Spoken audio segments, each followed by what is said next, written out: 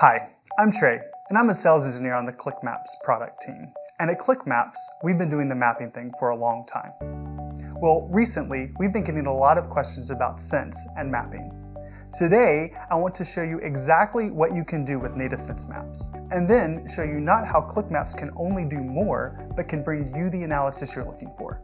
Let's take a look. The data in the application represents births for a test group of people located around the world. The idea was to evaluate male and female births in certain areas based on family income at the time of the birth of their first child. Because the data set included population across the globe, it is important that these numbers, income and female and male splits, can be evaluated at a global scale. In the same breath, the global data set is comprised of individuals at a very localized level. It is also important that we do not hide the details of the data while looking at the global data set. To begin exploring this data set with native sense maps, we created two maps. The maps on the left pulls in KML files for countries around the world. The colors of the countries are shaded from a light orange to a darker orange based on the average income of families in the study. And this gives us a high-level global view of the data. The points map on the right shows points that represent each birth. The size of the points represent income of the family at the time of the birth, while the color represents female or male, green for female, blue for male.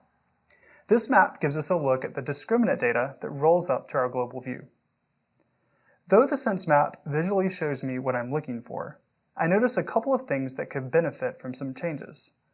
The colors on the map are too homogeneous towards the top end of the scale, so lower numbers force the scale to be drawn much wider, while the majority of those at the top get grouped into similar buckets.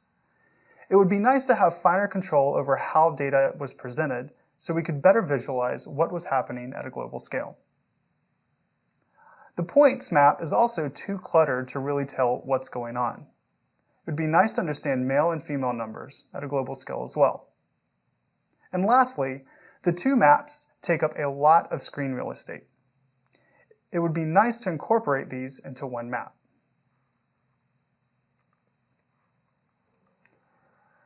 If we go to the next page, we can start to compare native sense maps to QlikMaps. The first thing you should notice is that there is a bigger distinction between the colors on the map in QlikMaps than there are on the sense maps. This is because QlikMaps allows you to carefully tailor everything on the map. In native maps, we select from a palette of what colors can be used, while in QlikMaps, a native Qlik expression can be used to make the map as detailed as you would like. Now you may be asking yourself, where'd the points go?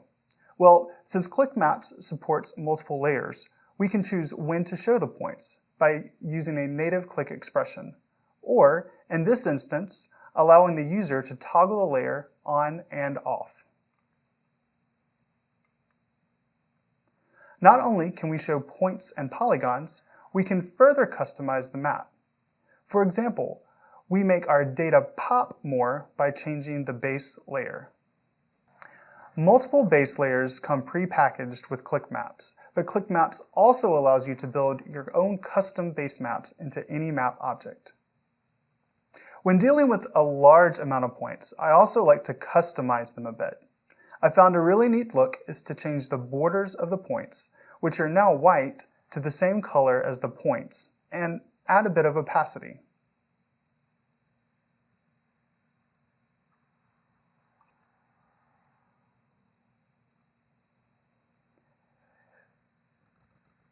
This gives an effect that as you are zooming into the area, you begin seeing clusters of points. That said, this map still looks a bit messy. We did another webinar a while back called Maps That Matter that addresses a couple of different ways to deal with messy maps. You can watch that at QlikMaps.com. But when points overlap each other, it's easy to miss points hiding under one another. A simple way of looking at the data differently is using a heat map, which is available by default with any points map in QlikMaps. However, it is not possible with native sense maps. Notice the highest density of points now jump out? Another feature that is possible with QlikMaps, but not with sense, is the ability to drill into your data. Drilling allows you to start at a global view to identify hotspots in your data before zooming in to any key points. On the next page, you'll notice a few changes. The first is that we are not showing all the points.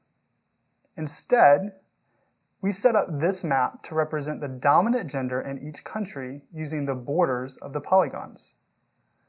Single clicking on a polygon brings up an HTML pop-up that includes a pie chart to show us what the split is between male and female participants we have in that region. This can be done without ever losing the context of the map and the color gradients on the polygon that represent income in those regions. It is possible to use a pop-up in Sense, but what you can show in it is limited to a single measure in text. While in QlikMaps, the pop-ups are full HTML. This means you have access to everything in your data model and everything the web has to offer, whether it's text, pie charts, or even live video. Though this view tells you a lot about what's going on globally, we don't want to lose the detailed data that points show. Double-clicking on an area drills down to a points view. The points view is displayed on top of a single polygon we selected, so clicking on the polygon provides us with the same pop-up, but the point also has pop-ups that give you information about the birth. As you can see, Native Sense Maps and QlikMaps can both offer you global and detailed views of your data on a map. However, Native Sense Maps only get you so far at the expense of visual controls and screen real estate. QlikMaps allows all the features you see in Native Sense Maps, but also allows you to visualize it in new ways not possible in Native Sense Maps, and enables you to do sophisticated location analytics beyond just visually plotting data on a map. When you start putting location analytics in practice, you uncover hidden realities and significant anomalies in your data that straight tables or charts simply can't display as well as when you see your data with a geospatial context. Thank you for joining us today. I encourage you to go to QlikMaps.com for more information, or also visit us on our Vimeo channel at vimeo.com/analytics8. Until next time, thanks.